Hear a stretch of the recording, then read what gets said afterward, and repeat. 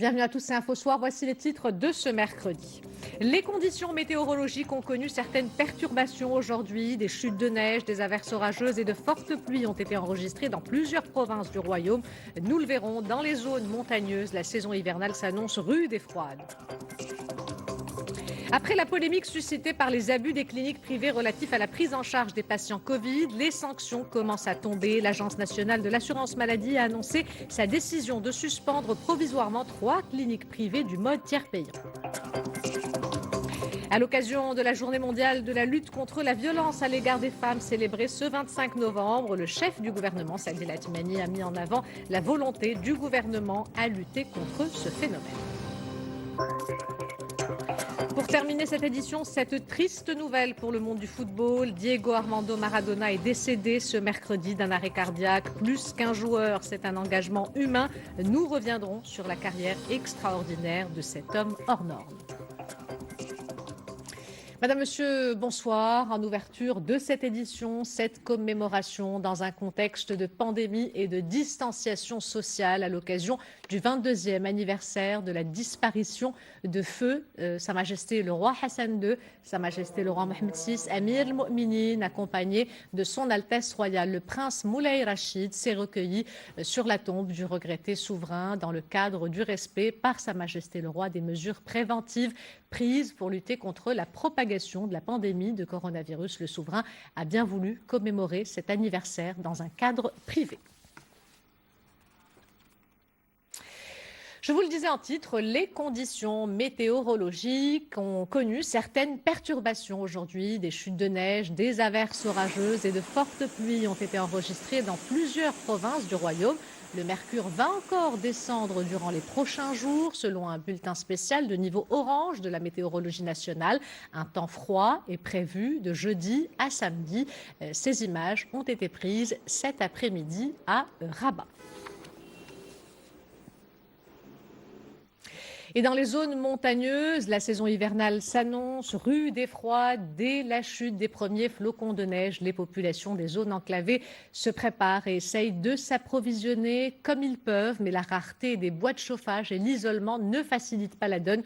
Beaucoup de familles n'ont pas les moyens nécessaires pour constituer des stocks suffisants, surtout que les prix du bois de chauffage repartent à la hausse. Exemple dans l'un des 11 points de vente de la commune de Boumia, dans la province de Rachidia. Reportage Abd Samad Ta'am sur un récit de Sarah Chabi. Dans la commune rurale de Boumia, chaque ménage consomme annuellement jusqu'à 20 quintaux de bois de chauffage pour faire face aux aléas de l'hiver. En 10 ans, le prix de cette denrée aussi rare qu'essentielle a augmenté de moitié, un fardeau de plus pour les familles nécessiteuses. Avant, un quintal coûtait entre 70 et 90 dirhams.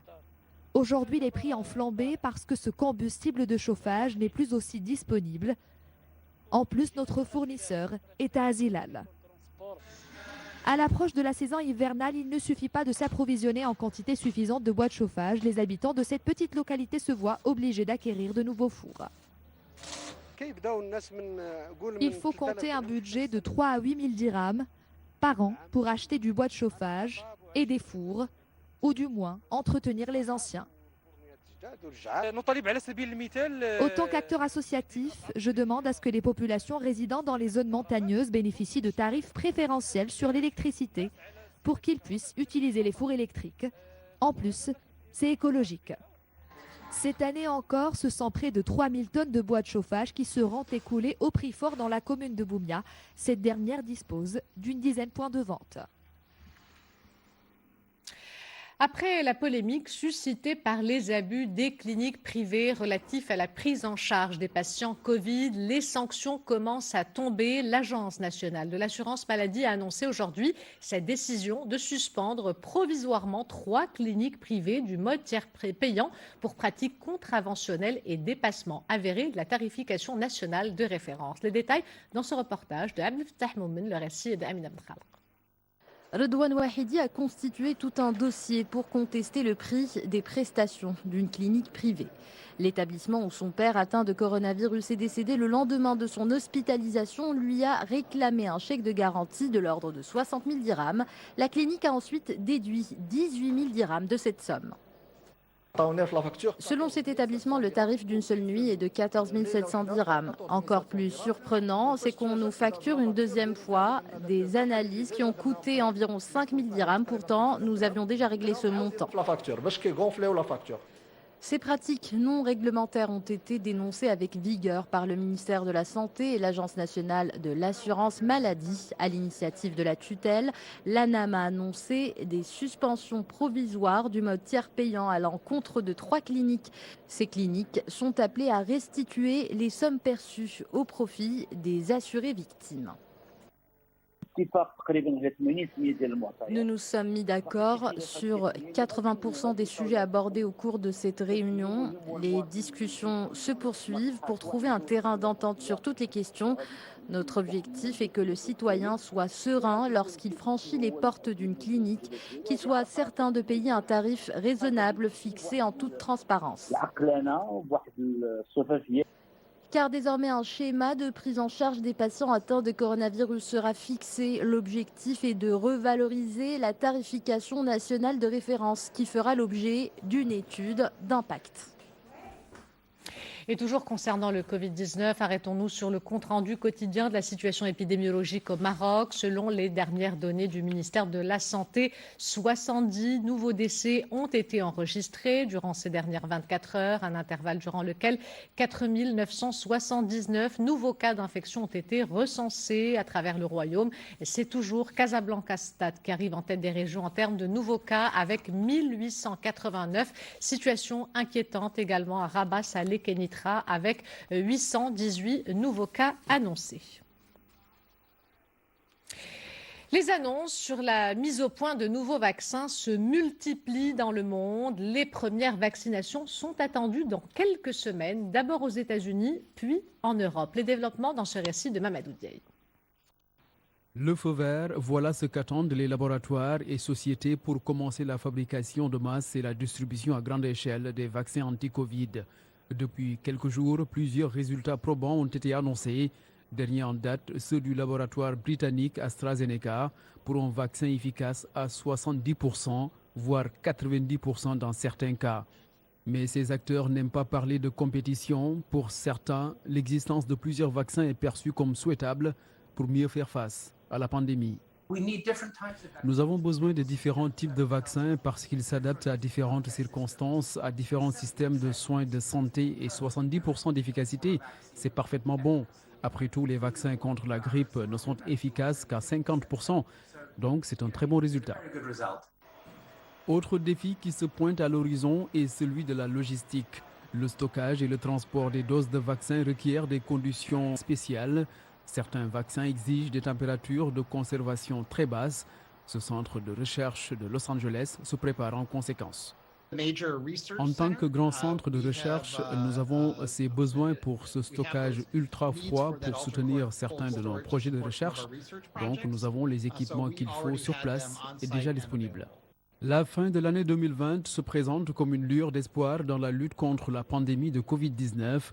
Plus de 10 vaccins sont actuellement en phase 3 d'essais cliniques dans le monde sur les 48 projets de recherche recensés par l'OMS.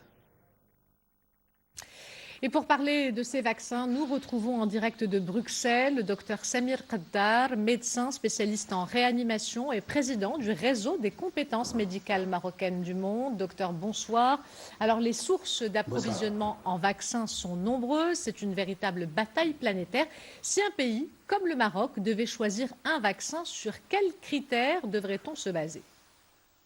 Merci beaucoup pour l'invitation, mais tout d'abord, j'aimerais bien m'arrêter 2 secondes sur nos professionnels de santé, une pensée particulière à eux, les médecins, les infirmières, les infirmiers et tout le personnel de soins de santé qui prennent des risques énormes lors de des soins donc, prodigués lors de cette Covid-19.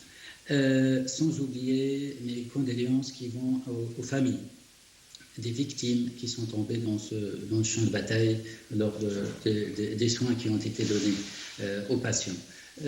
Actuellement, lors de cette deuxième vague, nous avons constaté qu'il y a une augmentation du nombre, une augmentation de la mortalité, de la morbidité. Vous l'avez dit lors de l'introduction que la situation est inquiétante.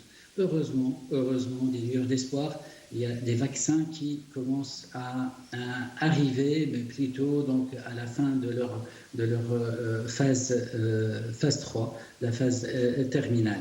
Donc il y en a plusieurs. Il y a une course qui contre la montre pour les mettre sur le marché.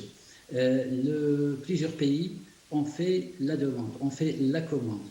Plusieurs pays sont en préparation de la phase logistique qui est quand même énorme. Le Maroc n'est pas en reste. Là aussi, il a fait le nécessaire. Je crois pour le Maroc, vu cette logistique énorme et complexe qui concerne certains vaccins, donc qui nécessite notamment une réfrigération jusqu'à moins 80 degrés. À mon avis, des vaccins qui sont différents seraient les bienvenus. Voilà. Alors, est-ce que le passage à la vaccination massive des populations doit se faire avec l'aval du vaccin en question par l'OMS ou est-ce que chaque État est souverain dans sa démarche? C'est une bonne question, Hélène. C'est une question très pertinente. Vous savez, l'OMS est un organisme international. Il oriente, il publie, il suit, il évalue plusieurs données à l'international. Mais les questions de santé, certaines questions de santé restent souveraines par rapport aux États. Et on voit ça même au sein de l'Union européenne, où c'est l'Union, où il y a plusieurs décisions qui sont fédérées. La question des soins de santé reste quand même propriété de l'État et reste souveraine. Je crois ici, chaque pays doit prendre des décisions, bien entendu en concertation avec les scientifiques de tutelle et assez synchrone avec les recherches et les données actuelles de la médecine. Docteur Samir Qaddar, merci d'avoir pris le temps de répondre à nos questions. À présent, focus sur ce rapport publié vendredi à l'occasion de la Journée mondiale de l'enfance. L'UNICEF, l'UNESCO et la Banque mondiale ont réuni les conclusions de différentes enquêtes sur les ripostes nationales au Covid-19 en matière d'éducation. L'étude menée dans près de 150 pays entre le mois de juin et d'octobre met en exergue les ravages provoqués par la pandémie sur l'enseignement des enfants à travers le monde. Reportage de Berdan, récit Sarah Jabi. La menace que fait peser la Covid-19 sur les enfants est colossale et s'étend au-delà des effets physiques immédiats provoqués par la maladie. C'est ce qui ressort d'un rapport publié par l'UNICEF, l'UNESCO et la Banque mondiale sur les ripostes nationales à la pandémie en matière d'éducation. Ce qu'il faut voir, c'est l'impact néfaste que la pandémie a sur leur éducation, sur leur capacité d'avoir accès à une nutrition de qualité, sur le fait que beaucoup d'enfants qui sont déjà dans des foyers et des ménages qui étaient précaires, des foyers qui font face à une crise socio-économique sans précédent. Selon ce même rapport, les écoliers des pays à revenus faibles et intermédiaires de la tranche inférieure ont déjà perdu près de 4 mois de scolarité depuis le déclenchement de la pandémie, contre 6 semaines dans les pays à revenus élevés. Et que les années à venir, il y aura des répercussions encore néfastes sur les enfants. Cette question ne se termine pas cette année. Elle va continuer encore pour une longue durée. Et qu'il faut multiplier les efforts aujourd'hui. C'est clair aussi que les mesures socio-économiques que le gouvernement et le pays a mis en place rapidement, de façon assez efficiente, ont contribué à adresser les problèmes et les besoins de la population affectée. Pour l'UNICEF, près d'1,6 milliard d'enfants à travers le monde ont été concernés par la fermeture des écoles. L'organisation onusienne estime que plus de 150 millions d'enfants et de jeunes pourraient se retrouver en situation de pauvreté d'ici la fin de l'année en cours. Pour commémorer la journée pour l'élimination de la violence faite aux femmes, 2M réitère son engagement auprès d'ONU Femmes pour accompagner les 16 jours d'activisme contre la violence faite aux femmes et aux filles. C'est pourquoi nous portons tous ces écharpes oranges. La 18e campagne nationale de lutte contre la violence à l'égard des femmes a été lancée aujourd'hui à Rabat. Mrima Mellel, Oussama Bkali pour le récit. À l'origine de nombre de dérèglements sociaux, considérée comme un problème de santé publique, la violence à l'égard des femmes touche toute la société marocaine. C'est un phénomène contre lequel la lutte ne peut être que conjointe. C'est l'objet de la 18e campagne nationale de la lutte contre la violence à l'égard des femmes qui a eu lieu ce matin à Rabat. Nous souhaitons interpeller la conscience collective à travers le slogan marocain uni et rejetant la violence contre les femmes. Il illustre notre voix commune, attachée à nos valeurs et à nos traditions, et appelle à une société plus unifiée et plus pacifique. Nous avons besoin de plus de sensibilisation pour une prise de conscience des dangers de la violence contre la femme à toute étape de sa vie, mais également quel que soit le type de violence auquel elle est exposée. Une campagne de sensibilisation qui a débuté donc aujourd'hui et qui se poursuivra durant 16 jours afin non seulement de faire un bilan de cette lutte, d'aborder les expériences réussies, mais également de dresser de nouveaux objectifs pour l'éradication de toute violence au sein de la société. La violence n'est pas un problème qui ne touche que les femmes, mais bien toute la société. Chacun doit le combattre de son côté. La violence a une charge sociale néfaste et impacte le développement, la démocratie et les droits de l'homme. Selon une enquête menée par le Haut Commissariat au Plan en 2019, plus de 6 millions de femmes marocaines seraient victimes de violences conjugales. Levé de rideau hier soir de la 26e édition du Festival international d'art vidéo de Casablanca, diffusé en ligne cette année, pandémie oblige, jusqu'au 28 novembre. Le public pourra suivre des spectacles vidéo de 25 pays du monde sans quitter son salon. Et c'est la scène numérique québécoise qui est l'invité d'honneur de cette édition virtuelle. Reportage Amin Hiddou, le récit est de Samia Halis. À la faculté des lettres de Bemsik, on est loin de l'effervescence des préparatifs du FIAV. Les artistes des 25 pays participant au Festival international d'art vidéo de Casablanca ne visiteront pas la métropole cette année. Mais leurs œuvres seront bel et bien présentes sur la toile. Levé de rideau hier soir avec, comme tous les ans, des spectacles qui racontent l'air du temps. L'incertitude, l'inquiétude et la fragilité induite par cette crise sanitaire et humaine transparaissent en filigrane à travers toutes les vidéos. Casablanca, cette année, ne va pas recevoir les 200 ou 300 artistes du monde entier. On va les avoir à distance par la projection de leurs œuvres depuis des machines, parce qu'on a trouvé que c'est le seul moyen pour garder le festival à son rendez-vous. Jusqu'au 28 novembre, le public aura droit à des spectacles alliant vidéo et chorégraphie, à des ateliers, des tables rondes, des expositions virtuelles et même des web-séries. Bref, une édition presque comme d'habitude.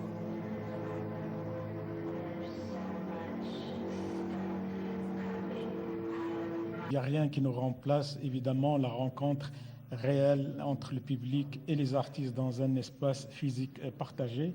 Donc, parce que c'est humain, c'est l'essence même de toute rencontre et de tout festival. C'est cette rencontre directe entre les différents partenaires. Mais quand même, nous avons réussi à organiser cette édition qui est dédiée aux œuvres réalisées pendant le confinement. Cette édition d'exception est consacrée à la scène numérique québécoise. Une édition virtuelle à échelle réduite, mais riche et variée, avec une programmation qui célèbre le corps dans tous ses états, qu'ils soient réels, virtuels, symboliques, métaphoriques ou poétiques. Pour terminer cette édition, cette triste nouvelle pour le monde du football, Diego Armando Maradona est décédé ce mercredi d'un arrêt cardiaque. L'annonce a été faite par la presse argentine. Plus qu'un joueur, c'est un engagement humain. Marwan Zrari revient sur la carrière extraordinaire de cet homme hors norme. Le monde du football est en deuil aujourd'hui. La légende argentine nous a quittés à l'âge de 60 ans des suites d'une crise cardiaque. L'annonce a été faite par les médias argentins, puis confirmée par son porte-parole auprès de l'AFP. Diego Armando Maradona était plus qu'une star de football, mais une icône pour toute une génération. Le plus grand talent individuel jamais vu sur un terrain de football, plus qu'une idole ou un artiste surdoué, un mythe qui a su marquer l'histoire de la discipline. Le 3 novembre dernier, Diego Armando Maradona avait été opéré d'un hématome à la tête 5 jours après avoir fêté son 60e anniversaire. Le gouvernement argentin a décrété 3 jours de deuil national en hommage à son champion du monde 86, idole de tout un peuple, El Pibe de Oro, ou le gamin en or. 90 sélections et 34 buts, a été élu meilleur joueur et meilleur passeur du mondial mexicain. Diego Maradona est passé par Naples où il a connu son âge d'or et ses 2 seuls titres de champion d'Italie de football, 87 et 90. Il est passé également par Argentinos Juniors, Boca Juniors, Barcelone, Séville ou encore les Newell's Old Boys. Maradona s'est ensuite essayé à une autre vie comme sélectionneur de l'Argentine entre 2008 et 2010, puis coach du Gimnasia Esgrima La Plata depuis septembre 2019. La légende du football argentin Diego Maradona est venu plus d'une fois au Maroc pour notamment célébrer le 40e anniversaire de la Marche Verte en 2015. Il a participé au match organisé en l'honneur des anciennes gloires du football mondial au stade Cheikh Mohamed Lardaf de Lyon. C'est une immense page de l'histoire du football qui se tourne. Tous les amoureux de cette discipline se souviendront toujours de ce mythe qui aura élevé son sport au rang d'art.